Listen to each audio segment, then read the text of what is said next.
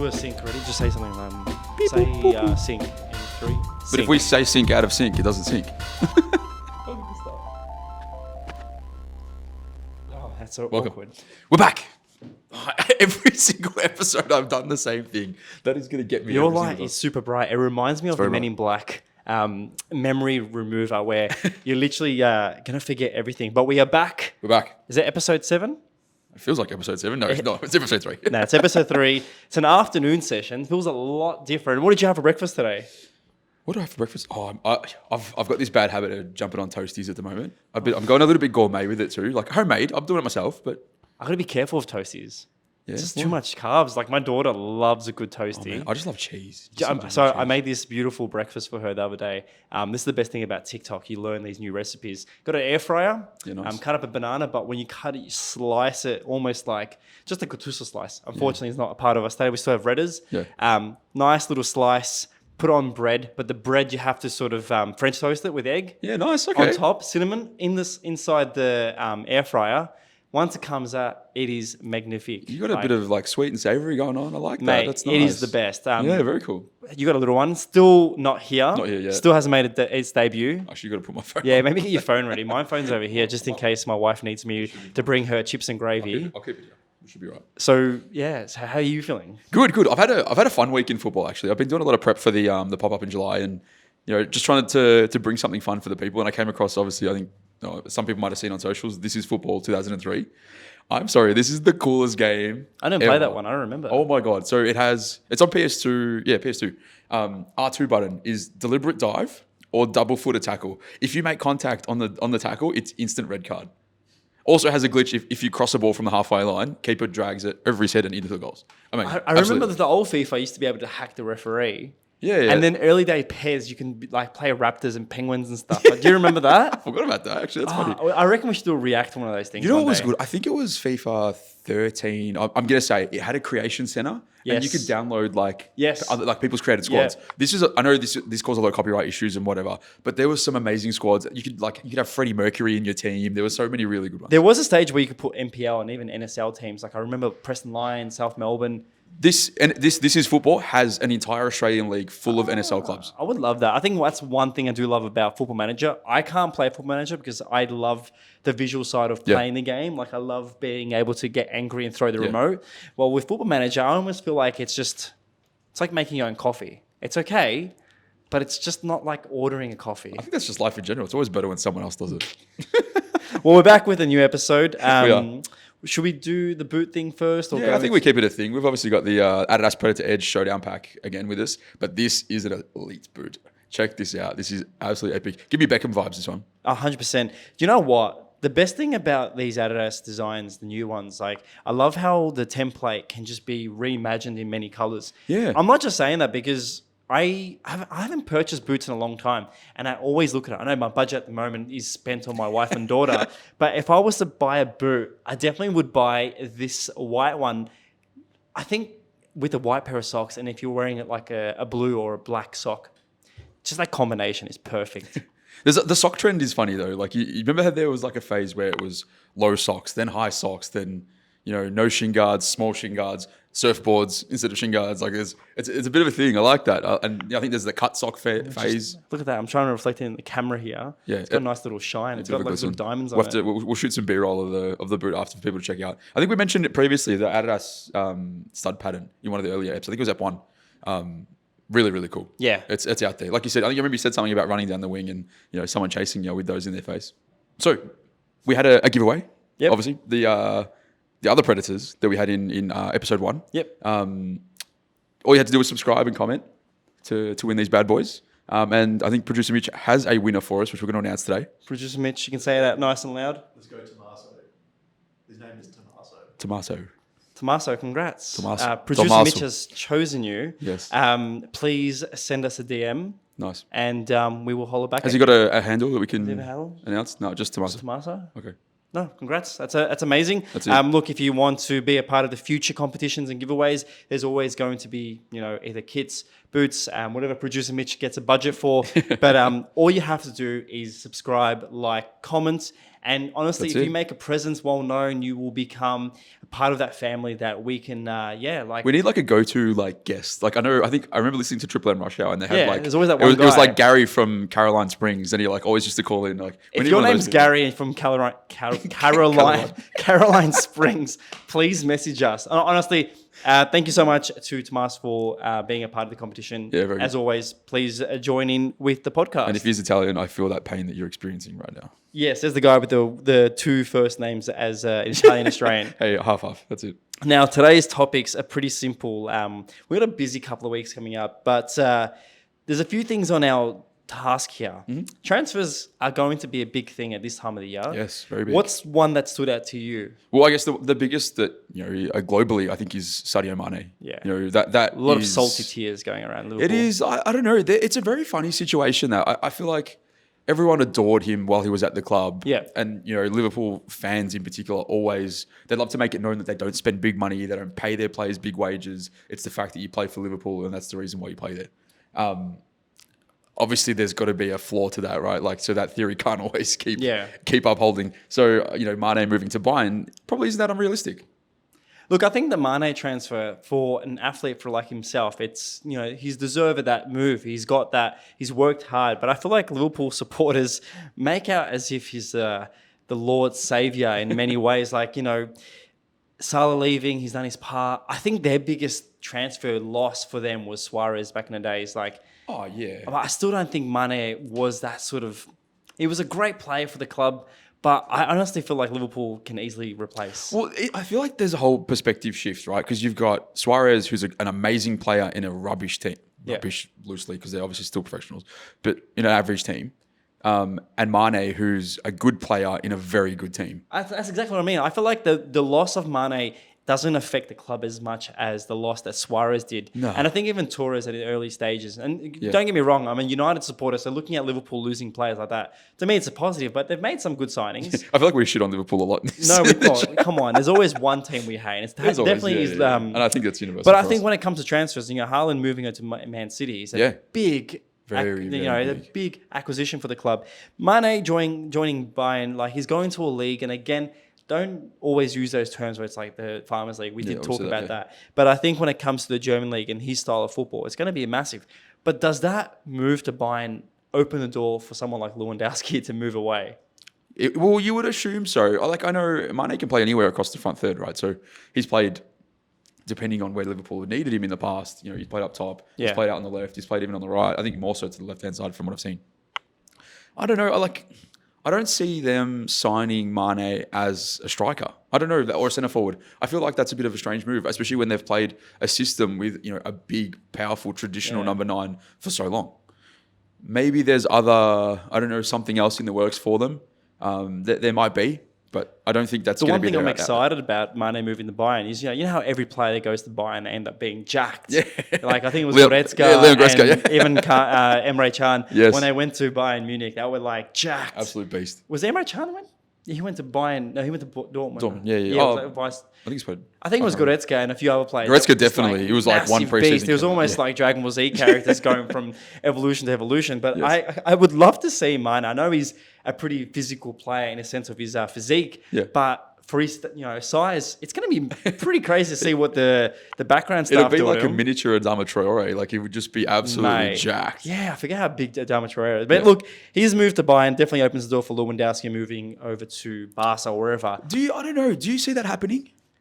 Look, if I was Robert Lewandowski, not only am I the best at karate and gets his helicopter, all these stories about him flying around. I'm sure Zlatan would have a bit Lovely to say. guy, but would you finish a career playing at the same team for so long? I feel like it's really odd. And I felt the same way with Suarez when he left Barca as well. I know that was a little bit different because he jumped from club to club a bit more frequently. But his move from Barca, Suarez, was like almost him being released. Yeah, it was like Barca you're at the didn't end. want Thank him. you. Yeah. Like, time to go. Yeah. It's a bit And more. then he won the league with Madrid the year after. Yeah, that was good. I don't know. I feel like there's something weird about more mature players moving to like a big money club later in the career. Raheem Sterling is another one, right? Like leaving City rumors, potentially to move to yeah. Chelsea. I'm a Chelsea supporter as well, and I had a lot of friends saying, "Oh, great signing! We love him. Great player. I love Sterling. In his peak was amazing, but I'd almost be like more persistent with a Ziyech or Yeah, like yeah. other younger players that I think we could spend more Chelsea time with. cannot talk about signing players because it ends up on their long list of loanees. Yes, that's I true, almost true. feel like Chelsea is that one character on Love Island that just dates everyone from the island, and they just always forget that was the person they had a fling with. It's almost like that. It's almost like Chelsea says, "Hey Ziyech, we want you. Oh, we had you years ago, but we loaned you out like so many times, like Batshuayi and all these other players." Then what does that make United? United must be like the one that flirts with everyone that never gets any action. No, right? United is that character on Love Island that like rocks up and says, "Hey, I'm here," and then gets evicted like first week. Yeah, okay, interesting. No, it's actually I don't good. know, yeah. I love Love Good Island. analogy. Don't get me wrong. I've never watched it. But actually, talking about Chelsea, Lukaku, what's happened there? yeah, wow, okay. The biggest and most expensive loan ever back to Inter I Milan. have such mixed feelings about this because obviously there was the whole like started, signed, Rom's back, all that stuff, and turned it on for the first. That whole video that they edit Yeah. is like, yeah, he's back. When he was 19, he's walking into Stamford Bridge, all that stuff. Yeah, it was No, great. it was younger than that. It was like 15, 14. Jesus, okay. Anyway, so like amazing start, and then the turmoil started. Change of system, call Who's it to whatever you blame? want. Was it him? Lukaku, ego, 100%. 100%. reckon? Yeah, that apology, he had a gun to his head. Like, you can't tell me that he came out and voluntarily said that. Look, let's not talk about off the pitch for Lukaku, but on the pitch, watching him in the Inter shirt, he was fed so many just perfect balls. Martinez Yeah. working, Skriniar, all these players were giving him, even players like what's that right back that moved from? I'm having a mental blank today, but crossing the balls in from the Damian? right, Yeah. from the right hand side. He didn't get the service at Chelsea. No. He was Chelsea expected to played be a back-to-goal striker. Tuchel was playing a slow ball up. Yeah, it was very possession-based football. Yeah. I don't know. I don't think it suited him. I don't know. At the start, he was okay. I genuinely was excited when he was there. He's a beast. Well, I don't know. We both liked him in the past. Man, just he broke my heart at United, but at Yeah. Inter he really showed me that you can be that stature, like that sort of strong player up front. Turn the ball, have a nice player like Martinez alongside. yeah. There's a lot of variables in football, though. I think we're very quick to forget that it's not just pick a player, put him on a pitch, and he does well. There's lifestyle circumstances. Yeah. There's training support networks. There's so much around the club that might not work for him. Might work for him at Inter, for example. Yeah. So it was funny. I did see a really good meme, and it was like a baby going to like either parent, but it had Lukaku's head on it, and it was like, "I want dad." And it's like, dad's, I say Chelsea or Inter. And it's like, "I want mum." And it's just going back and forth. Look, whatever happens to Lukaku, I think the whatever happens behind the scenes, I hope he's fine. Yeah, but of course. At the end of the day, he's playing the game, so I'm hoping that he has a great season next year and goes back to Chelsea year after and has a. I don't think he's coming back. I think He'll be now he's back. gone. He'll be back. So I guess there was only one other big transfer, which is a bit closer to home for us. Yeah. For us to talk about. And Jason Davidson. He was on the phone. He didn't even break the news to us. I Then we know. found out. I Wow. think producer Mitch was keeping that as a secret, but he knew before us. But Davo moving back to Belgium. I'm pretty sure Lupin, or the team that he's moving to, is where Jimmy Jego is, and Valkanos was coach there, former City, Adelaide, and Tim Cahill is a part of the background staff there. Yeah, interesting. Okay, So that's great. Pretty Look, good acquisition. I guess every country has their own sort of pathways for players to come out and develop out of. I know Davo's obviously more experienced in that front, but good on him. I'm happy that he's sort of reinvigorated his career in Australia, gone back out into the European. He deserves territories. it. Yeah. People always forget he was at Huddersfield way before Aaron Moy was. He was in Netherlands before many other players. He's was had so a good. great career. Yeah. If I was looking at a CV of a Socceroo, he's definitely been one of the players that, he won the Asian Champions League when he went over to Asia. Yeah. And can come back to Australia, won the FA Cup or Australia Cup with victory. Pretty good. Did he get the assist for Tim Cahill's volley against Netherlands? Against Netherlands. World Cup 2018. probably. I know he won the Asia Cup with Australia and the Australian Champions I wonder League. who played right back that day. Probably him. He had a great stint. Producer Mitch, can you check that? Yeah, thanks, man. But when I sent that photo to you from our chat the other day, he won, Asia Cup with Everything, Australia. And, he went down with this national team, but he still worked hard. And to see his move overseas, it's sad for Victory fans. Not that I care, but it's sad to see him go. I really enjoyed his energy down here. Oh, yeah. I think, he comes from a good pedigree too. I think I did a bit of research. It was David. Yeah, see, there you go. So assist for possibly one of the best World Cup goals Wow. of all time, almost. If it wasn't for that, He's a Hammers great volley. shout out to Davo. He's a part of the FC Ultra family here. He is, yeah. He's one of the guys that we see walk around and always shows respect to us like it's just any other peer. But it's nice. massive move for him. It is. It actually, that's one thing that's really uplifting about this place. Obviously, we come across a lot of footballers through here. And so many of them are genuinely such nice people. There's Yep. none of this big hotshot egos. I know I complained about it a bit with I think Pogba in episode 1, but it's just so cool to be so welcomed by these kinds of people. We'll move still sticking on the topic of A-League. We wanted to talk about marquee signings. Yep. Incoming, previous. Who do you think is going to come into the A-League in the coming season? I know there's a few sort of rumours out and about there, but There's no rumours from me from City, and I can't say anything. Nothing that you can divulge. I know anything. I know, of course, any City fans or any City one probably asking me if I know. I know nothing. It's so hard. I think Australia trying to entice people to come here, trying to lick the sort of the the dollar bills and be come down here. yeah. Would you play in Australia for Melbourne or Sydney, or would you play in the US? Like I was saying before, Yedlin's playing at Inter Miami now, Yeah. and you see half the people are playing in the US. I don't know. I think If you're chasing money, you're not going to care. No. Right? You're just going to go who's paying the bills. But you see players like Ninkovic, of course, at the moment is having a bit of a turmoil moment, maybe ending up in Western Sydney. For Sydney fans, that is, not for himself. Yeah, you're correct. But Sturridge, there's rumours him going to Leeds United, I heard this morning. Yeah, I think Leeds binned that pretty quickly on Twitter as well. Yeah. Well, then again, Leeds had that shit logo a couple of years ago. Whatever happens, I think whoever we get, there are rumours of Nani. Yeah. There are rumours that he might be going to Victory. But I'm going to be interested. There's a lot of clubs that have made a lot of moves already Yeah. and signed a lot of players. For example, Perth. Perth signed a lot of players earlier. We mentioned it last week. Yep. I don't see them going around again. Yeah. To go a big money signing, there is, what's his name? The QPR player. Mas Luongo. Producer Mitch. I reckon you're in shot for that too. That is great. Just commando. Hey, don't be scared to come back in, all right? Commando that calls, of was course. amazing. Yeah. Charlie Austin. He's going to Really? Brisbane Roar. Is this my Is coffee? that, yeah, it's yours. Is that confirmed? Yeah, well, Oh, apparently wow. he's he made a rumour the other day, but now there is sort of confirmation that he's had his medical at Brisbane Roar. Interesting. How old is he now? Probably older than us by 2 years. 33, Oh, okay. Wow. 24. I was imagining. He's got family down here. You got to remember, a lot of Poms and sorry for saying Poms. Yeah. A lot of Brits have family back in Australia, Yeah, either of course. Perth or Victoria. Well, Jack Rodwell was a perfect example, right? Exactly. Like, yeah. There was rumours of him going to India, Mumbai City, or someone was asking him, but Okay. he's got his wife's Australian, so he might stay here. I did have actually a brief chat to him early in the year, and we've got a few onlookers. I did have a brief chat to Jack Rodwell early in the year, and he mentioned that I think his wife's Aussie. Yeah. And then he's got a couple of kids, and their grandparents are here as well. Yeah. So that, like you were saying, sort of to circle back to your question earlier, is it something that you just chase cash, or are are there lifestyle benefits? If you're a scout and you know that someone like Jack Rodwell has an Australian partner, that is Definitely look into that. yeah, 100%. So if you're looking at Charlie Well, that Austin was one or of the whoever- reasons why Robbie Fowler came to Australia, because he has a portfolio in buying real estate, and I'm pretty sure he owns so much land in Queensland. There you go. So there is that sort of Dwight Yeah, York's yeah, here. yeah. Dwight York is coaching MacArthur, which I find one of Spins the it out. confusing teams. So I don't know who they're going to sign. But they do have two amazing former Premier League players there. Is that destined to flop? I feel like that could be a really good meme. That's on par with what Sturridge did at Perth. I feel like they just look I feel like A-League memes are going to be all over this and just eat this up as soon as it doesn't succeed. There is something I can say, but I can't say. That's it. That's all I'm saying. You can say, but you can't say. Okay, that was very There confusing. is no about MacArthur. Okay, I've yeah. sort of sanctioned myself. Yeah, okay. One more thing we'll talk about Fabregas. There is rumours that he's leaving where he is at the moment, and there's a free contract. Yes.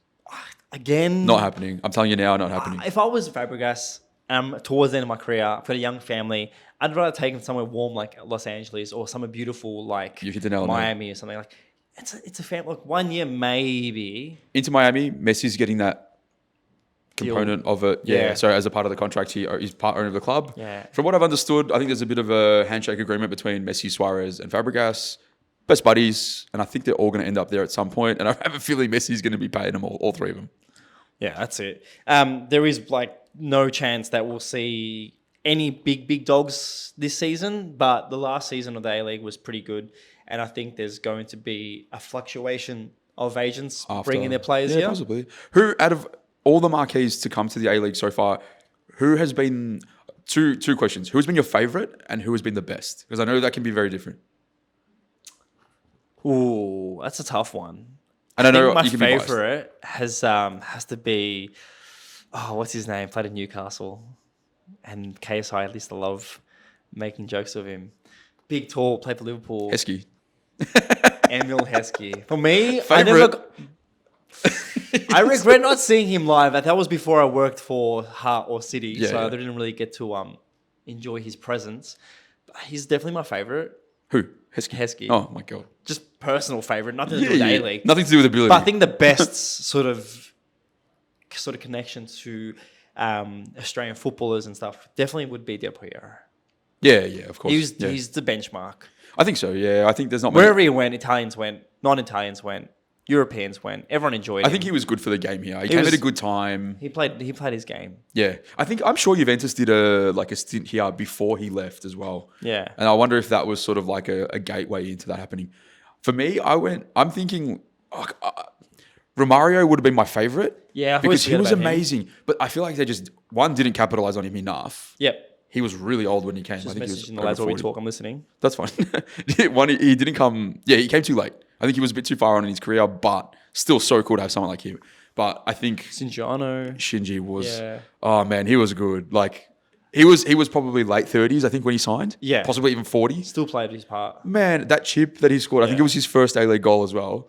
Oh man, that guy's delicious. You gotta remember, like, there's a lot of players that have come to Australia that are imports, like Thomas Broich did his part. Elite. He was Japanese elite player for that playing time. at the moment at I think Adelaide United. Yes, There's great so many club. good players. There's Yeah. just I think that's the hardest part. People are looking out for the big dogs, but I still think there's enough Europeans that can make a big impact in Australian football. Oh yeah, definitely. It's a matter of time, but we're gonna get it. But again, it's up to personal choice. Yeah, it is. It's one of those things. I think we as a country need to make it more enticing. I know it's really far away, which makes it really hard for anyone from another country. South American's different. Like, see, so if Suarez came to Australia, for him back to Uruguay or something, it's just down the road. Bruno Fornaroli loved that. You know, when he was in Melbourne, he used to fly. It was like 5-6 hours back home. Really? That's all it is. Wow. Literally, it's like past New Zealand and it's up there, and that's it. Well, that's like impressive. they could even go to New Zealand and there. It's like 5. I think it's 4 or 5 hours from New Zealand. Correct me if I'm wrong in the comments. Yep. But for him, he loved it. Every time off season, spend some time at home, come back. Or any European, like say for example, if we had any British players or Italian players like Del Piero, it was what it's like 24 hours just to fly It's a back big, home. it's a big shift. Well, Dia now is Back at home. Yeah. The driving and bloody hell. Speaking of Europe, okay, we're jumping into the locker room now just to finish up. We've got obviously this season's Porto home shirt just behind us. pick And it this is a very, very fresh and very nifty number. What do you think? Well, like I'm pretty lucky that I get to go to Portugal in a couple of days and get to document this thing. It is a really nice kit. I don't like the sponsor, the Betano. Again, me and you'll probably see I'm pretty outspoken on the regarding of finance betting companies and this thing here, crypto. I think they're just really ugly. Like there are some pretty ones, but anything to do with gambling promotion, I don't like. What is Superbox? Superbox on the back. Are they like a tire company or something? Or Definitely would be. I'm assuming so. They've been a sponsor for a long time. Yeah. This is one thing I love that Porto do. They always put the Superbox at the top and the player name at the bottom. That's just the Portuguese thing. Is that a Portuguese Yeah, throughout you'd the whole league? you'd see it on even the old ones. Yeah, very cool. I like I'm that. pretty It's- sure it's the good. German league, the Bundesliga, has the name There's of the been team times, and the yeah. names at the bottom of the player. Yeah. It's just the regulations of the shirts. I think it's cool. It's just got to do with the legal. I think the Premier League doesn't really have that, and you can see that the French league has a rule where when they're selling shirts to fans, they don't have to get the sponsors, Yep. but there are the sleeves ones. Again, that's up to the manufacturer how much money they want to spend on. Well, yeah, plastic obviously. And stuff. I'm sure there'd be a sponsorship deal going on Have you there. felt the material? I was just thinking that. The material actually For a looks fan really spec, good. it's pretty good. This is Yeah. the dry, New Balance dry, so it's not sort of the player spec, but it's really nice. The back panel, I don't know if you guys can tell, but you know, we might have to shoot some beer off for you here. But that back paneling is actually pretty nice. Like I'm sure it'd be nice and breathable. Yeah, I haven't really looked into this kit so many panels, but having a guess, it's got to be 7 panels, which is the sleeve on its own as itself panel. It's a great shirt, pretty light for something that's got 7 panels. The badge is one of my favorites because it's Very just cool. a nice, stitched on thick Yeah. badge. Overall, love it. I love what New Balance is doing with the sleeves. I have seen other shirts, but overall, I think they've done a great job with this one. Yeah, pretty good. We tapped on it just briefly just then about the name sets and the numbers and stuff. I think Optus released during the week, there was a reel that they were going around saying that names and numbers on the back of football shirts originated here. Yeah, there was that rumor. Very, very cool. I don't know how true that is, but I think it was something to do with the game against New Zealand from what I understood. Pretty interesting. I think the Australians have always been sort of leading for innovations in that sense. Yeah. But I did read that rumor and all that sort of historical moment for Australian football. But yeah, like you even look at the AFL, they don't have names on the back. So No, it's kind funny of that. think about it. It's like, why did we do that for them and not for one of the major leagues in this Well, I think it country was of just sports? numbers in that Yeah. time. Not, Oh, yeah. So, yeah. but still, like a great addition to world sport. Oh, yeah, I look, great shirt. And we've got the Sporting Lisbon, which is probably the better team. Whack.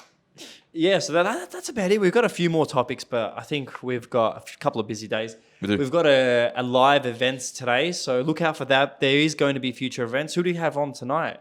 Bailey Wright, Yep. Emma Checker, I think Emma as well. Checker. I think, and David Davidovich is Yeah, he's hosting hosting it, it. and then Mark DeLuca as well from Oh, Big is Tree. he coming down? Yep. Nice. Yeah, so we've got an event here tonight at Ultra Football. Keep an eye out because we've got a few things coming up. Being middle of the year, there's going to be a lot of announcements, a lot of shirts, releases. Hopefully you and I do some World Cup things. Oh, I can't wait for the World Cup. Make sure to subscribe, to follow, like both our channels, but also Ultra Football. Yes. That's about it from us. It's done. We'll see you guys next week. Thank you. Stay away from stupid people, and we'll see you in the next episode. See you later. Bye. This is so hard to get out of this chair.